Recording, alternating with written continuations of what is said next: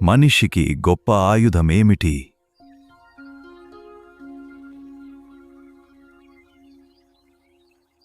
జ్ఞానమనేది మనిషికి మంచి ఏది, చెడు ఏది అని విచారించే శక్తిని ప్రసాదిస్తుంది.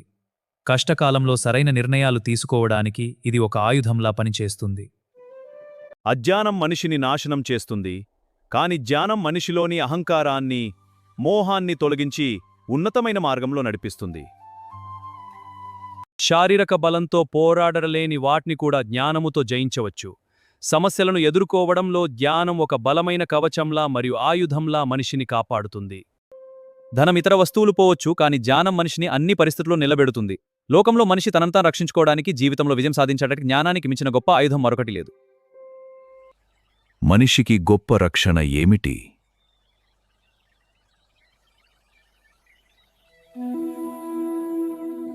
ధర్మ మార్గంలో నడిచే వ్యక్తికి సమాజంలో ఎల్లప్పుడూ గౌరవం, భద్రత లభిస్తాయి.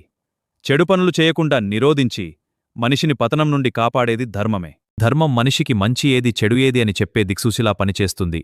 తప్పుడు మార్గంలో వెళ్లకుండా మన మనస్సాక్షిని నిలబెట్టి ఆపదల నుండి రక్షిస్తుంది. ధనము ఇతర బలాలు అశాశ్వతమైనవి, కాని ధర్మం ద్వారా పొందిన పుణ్యం మనిషిని కష్ట సమయాల్లో కూడా కాపాడుతుంది. ధర్మమే మనిషికి అత్యున్నతమైన రక్షణ. ధర్మాన్ని పాటించేవాడికి దైవం కూడా తోడుగా ఉంటాడు. మనిషికి గొప్ప స్నేహమేమిటి?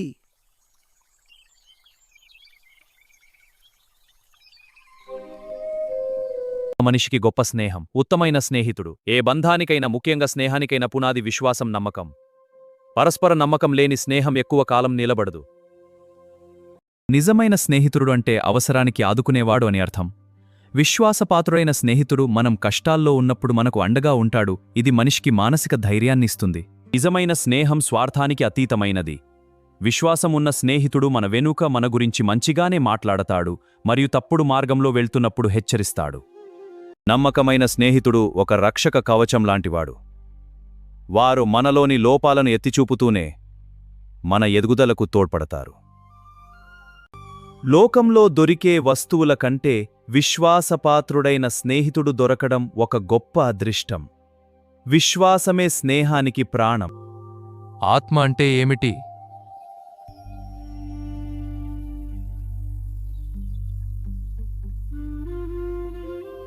ఆత్మ శాశ్వతమైనది. శరీరం నశిస్తుంది, కాని ఆత్మకు జనన మరణాలు లేవు. నయనం చిందంతి శస్త్రాణి.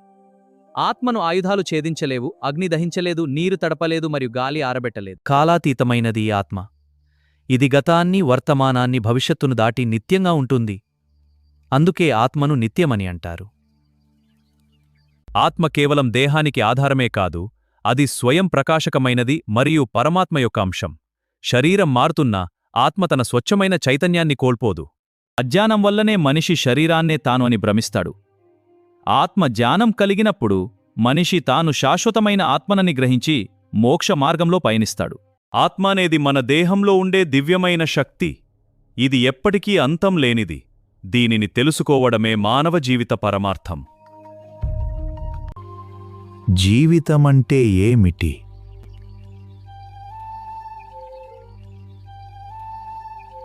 మనం చేసే ప్రతి కర్మ ఒక ఫలితాన్ని ఇస్తుంది. మనం ఈరోజు అనుభవించే సుఖదుఖాలు, పరిస్థితులు గతంలో మనం చేసిన పనుల యొక్క పరిణామాలే.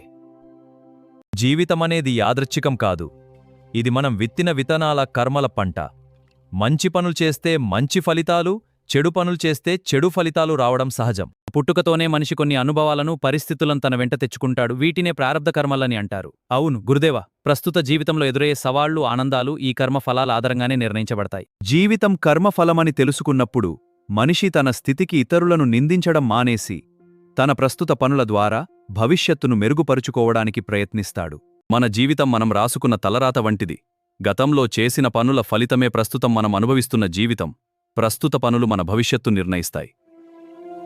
మరణమంటే ఏమిటి? మరణమనేది జీవం యొక్క అంతం కాదు, అది కేవలం ఒక మార్పు మాత్రమే. పాత బట్టలను విడిచిపెట్టి కొత్తవి ఎలా ధరిస్తామో, ఆత్మ పాత శరీరాన్ని వదిలి కొత్త శరీరాన్ని స్వీకరించడమే మరణమ గీత కూడా చెబుతుంది. జీవిత ప్రయాణంలో మరణమనేది ఒక మజిలీ మాత్రమే. ఇది ఆత్మ యొక్క అనంతమైన ప్రయాణంలో ఒక రూపం నుండి మరో రూపానికి జరిగే పరివర్తన. దేహం అశాశ్వతం కాబట్టి మరణం సహజం. మరణం పట్ల భయాన్ని వీడి ఇది ఒక అనివార్యమైన మార్పుని అర్థం చేసుకున్నప్పుడే మనిషి జీవితాన్ని ఉన్నతంగా గడపగలడు. సత్యమైన జ్ఞానం. ధర్మరాజు, మరణం గురించి నీ అభిప్రాయం ఏమిటి? మరణాన్ని అంతంలా కాకుండా ఒక పరివర్తనగా చూసినప్పుడు మనిషి తనలోని అజ్ఞానాన్ని తొలగించుకుని ఆత్మ శాశ్వతత్వాన్ని గురించి జ్ఞానాన్ని పొందుతాడు. సత్యమే. మరణం అనేది జీవనచక్రంలో ఒక భాగం మాత్రమే. ఇది ముగింపు కాదు, ఒక కొత్త ప్రారంభానికి నాంది వంటిది. మోక్షం అంటే ఏమిటి? మోక్షమనేది సంసార బంధనాల నుండి విముక్తి. అది ఎలా సాధ్యమవుతుంది? మోక్షమంటే సంసార చక్రం నుండి, జనన మరణాల గొలుసుల నుండి ఆత్మకు లభించే శాశ్వతమైన విముక్తి. మనిషి తనను తాను శరీరమని భ్రమపడటమే అజ్ఞానం. ఈ అజ్ఞానం తొలగిపోయి తాను పరమాత్మలో ఒక భాగమని తెలుసుకోవడమే మోక్షస్థితి. ధర్మరాజా, మోక్షమంటే ఏమిటి? మోక్షం పొందిన వ్యక్తికి తాను తనది అనే అహంకారం ఉండదు. ఇది పరిపూర్ణమైన ఆనందం, శాంతి మరియు పరమాత్మతో ఏకమయ్యే స్థితి. మానవ జీవితానికి ఉన్నతమైన గమ్యం మోక్షమే. ఇది భౌతికమైన సుఖాలకు అతీతమైన ఒక దివ్యమైన అనుభవం. మోక్షమంటే ఏదో వేరే చోటికి వెళ్లడం కాదు, మనలోని అజ్ఞానాన్ని, అహంకారాన్ని తొలగించుకుని మన నిజమైన ఆత్మస్వరూపాన్ని గుర్తించి విముక్తులు కావడమే. పాపం అంటే ఏమిటి? పాపమనేది తప్పు చేయడం. ధర్మమంటే లోక కళ్యాణానికి, సత్యానికి, నీతికి కట్టుబడి ఉండటం. దీనికి విరుద్ధంగా ప్రవర్తించడమే అధర్మం లేదా పాపం. అధర్మ మార్గంలో వెళ్లడం వల్ల వ్యక్తి తనంత నాశనం చేసుకోవడమే కాకుండా సమాజానికి కూడా హాని కలిగిస్తాడు. సత్యమే విజయానికి మార్గం. ధర్మరాజా, నీ జ్ఞానం ప్రశంసనీయం. తప్పు అని తెలిసి కూడా స్వార్థం కోసం చేసే పనులు అధర్మం కిందకు వస్తాయి. ఇవి మనిషిలోని విచక్షణను, శాంతిని దెబ్బతీస్తాయి. అశాస్త్రీయమైన లేదా అమానవీయమైన పనులు చేయడం వల్ల మనిషి కర్మ ఫలాలను మూటగట్టుకుంటాడు. ఇవి అతన్ని జనన మరణ చక్రంలో బంధిస్తాయి.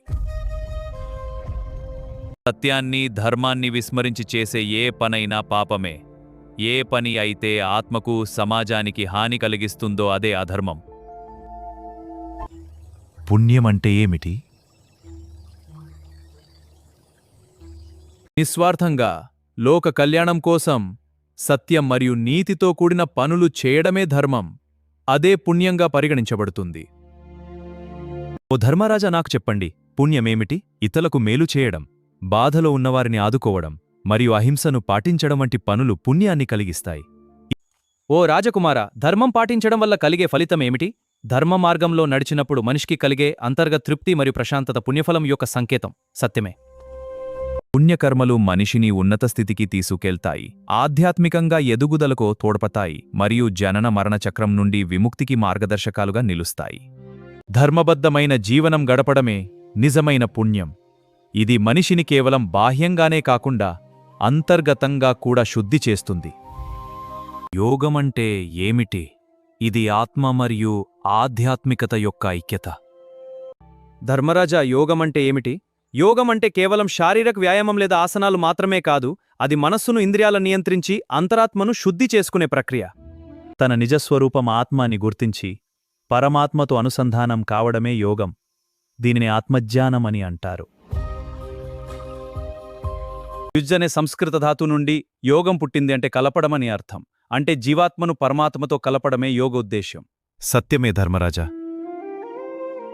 అజ్ఞానం వల్ల కలిగే భ్రమలు తొలగిపోయి మనిషి తనలోని దివ్యత్వాన్ని గ్రహించే స్థితిని యోగం ప్రసాదిస్తుంది. యోగం అనేది మనిషి తనను తాను తెలుసుకునే మార్గం. ఆత్మయోగం లభించినప్పుడు మనిషి తన పరిమితులను దాటి అనంతమైన స్థితిని చేరుకుంటాడు.